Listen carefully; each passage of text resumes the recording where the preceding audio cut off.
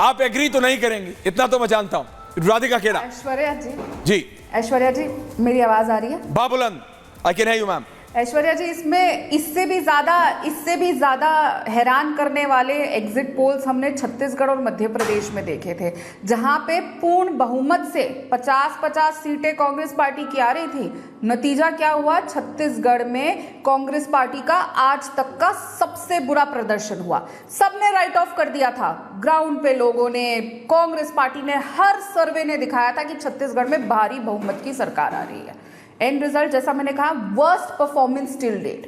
Madhya Pradesh clear, अरे वहां पे तो इतनी बड़ी एंटी इनकम्बेंसी थी, वहां पे तो सबने कह दिया था कि शिवराज चौहान जी क्योंकि अब मुख्यमंत्री नहीं बनेंगे, ये सबको पता है, अब आप बिल्कुल ही हार गए। इतने सालों की एंटी इनकम्बेंसी, हर बार गुजरात में भी ये कहा जाता है कई बार, पर क्या नतीजे हुए? नतीजा ये हुआ, ग्राउंड रियलिटी और एग्जिट पोल्स में बहुत अंतर था, और वही अंतर आपको इस बार भी हरियाणा में दिखाई देगा और जम्मू कश्मीर में भी दिखाई देगा।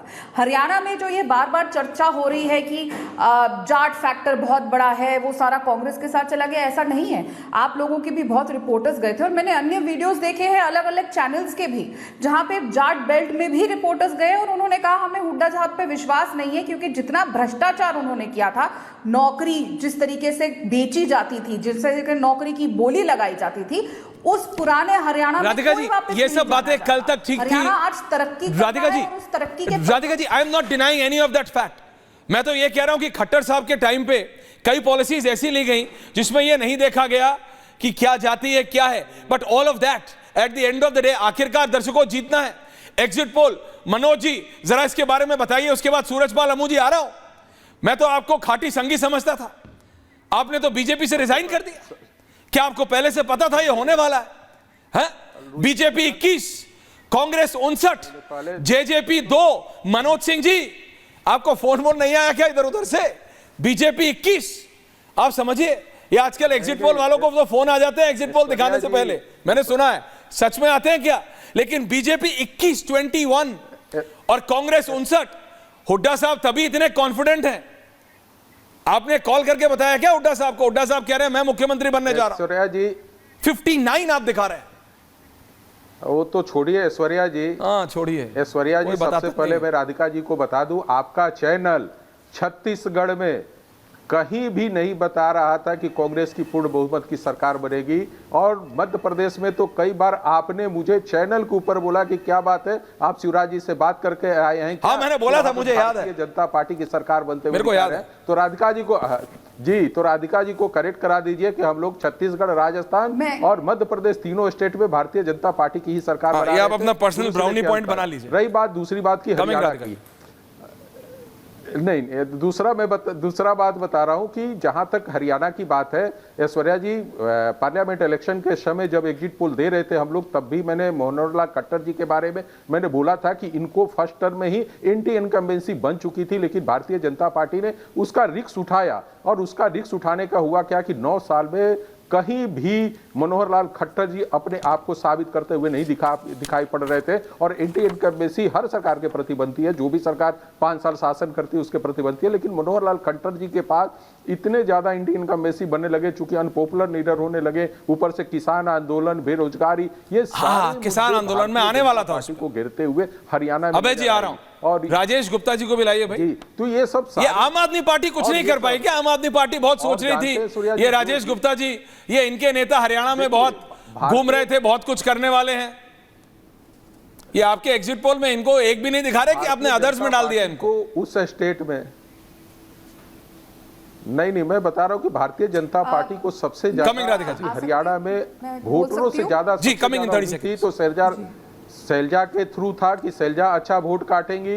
दूसरा जो उनका सबसे बड़ा उम्मीद था कि आम आदमी पार्टी वोट काटेगी, और इन्हीं लोगों के वोटों से अपने आप को बचाने की कोशिश करते हुए हरियाणा में भारतीय जनता पार्टी की सरकार अपने वोटरों को आकर्षित कर रही थी। सबसे बड़ी बात है कि सैनी साहब को आज के डेट में मुझसे पूछिएगा कि किसी प्रकार का इस सरकार न बनने के लिए दोष देना गलत होगा, चूंकि क्या कि सैनी बहुत कम समय पे आए थे और उनके लिए किसी तरह का दोष नहीं होगा। और ये सरकार यदि कहीं नहीं बनती है और ये जो हम लोग आंकड़े दिखा रहे इसी पर रहती है, तो मैं मानूंगा कि इसमें मनोहर लाल खट्टर नहीं, मैंने देखा कि इससे पहले राधिका जी बोले, जवाब दे। मैं सिर्फ आपको इतना बता रहा हूं कि आपने बीजेपी को मिनिमम 18 दिए, मैक्सिमम 24 दिए, कांग्रेस को मिनिमम 55 दिए हैं, मैक्सिमम 62 दिए हैं। बीजेपी का वोट शेयर है 30.3, कांग्रेस का वोट शेयर है 35.8, मोटा मोटा 5% का वोट शेयर है और तिगनी सीटें हैं। आप कह रहे हैं कि बीजेपी का वोट शेयर, अगर मैं ग्रिड में जा रहा हूं तो मैं देख रहा हूं कौन सी सीटों में कम हो रहा है, उसके बारे में बताएंगे तो मैं फिर राधिका जी का काउंटर ले रहा हूं। हाँ बोलिए मनोज जी। राजेश जी आ रहा हूं। आप देखिएगा, मैंने उनको 6 रीजन में है, 6 रीजन जो है हरियाणा का, 6 रीजन में किसी भी रीजन में भारतीय जनता पार्टी अपने को खड़ा होते हुए नहीं दिख रही है। और सबसे ज्यादा इसको नुकसान हो रहा है जो जीटी रोड वाला जो एरिया कहते हैं, जिसपे जीटी आंदोलन हुआ था, सबसे ज्यादा नुकसान अर्थी भारतीय जनता जी सबसे ज्यादा, हाँ जो रोड कहलाता है, सबसे ज्यादा नुकसान भारतीय जनता पार्टी को इन एरिया पे हो रहा है और यहीं पे सबसे ज्यादा इनकी सीटें थी। आप 2019 के इलेक्शन में भी देखेंगे, एंटी इनकम्बेंसी इतनी थी कि इनके बड़े बड़े नेता को खड़ा कराया गया। कोई खुश होना हो, आज रत्नाकर त्रिपाठी बहुत खुश होंगे, लेकिन राधिका खेड़ा आप कैसे डिफेंड करेंगे?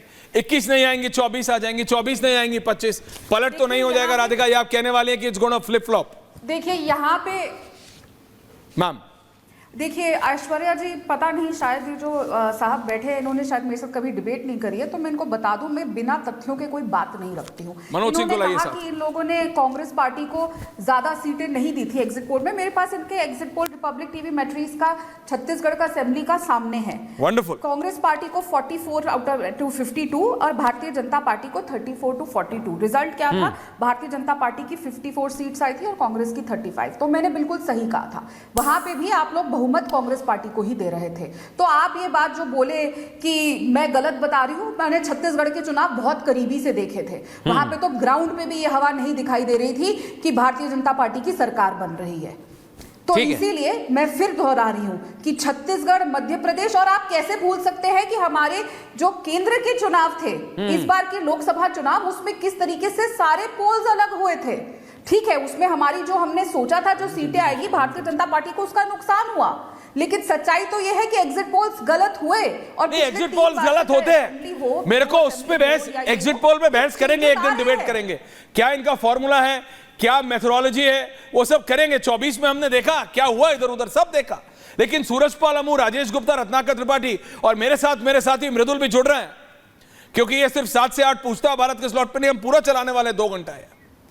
तो मनोज सिंह जी, कहीं आप जा नहीं रहे हैं 9 तक, बहुत सवाल आपसे पूछे जाने हैं इस पे। विजय त्रिवेदी जी, अभय जी, आ रहा हूं। और राधिका जी को बता दीजिए, राधिका जी को बता दिए कि हम लोगों ने बस्तर के लिए बात बोला था कि बस्तर की 12 उन सीटों पे हम लोगों का आंकड़ा गलत। अरे छत्तीसगढ़ पे बात करेंगे, अभी आप हरियाणा पे आइए। हरियाणा पे 21, अरे आप अपना अभी देखिए, हरियाणा पे 21 है बीजेपी। बताने से कुछ नहीं होगा। अरे भाई, हरियाणा में 21 है, आप दोनों का एक दिन फेस ऑफ करा देंगे, आप अपना सर्वे कर लीजिएगा, वो बता देंगे क्या सही क्या गलत।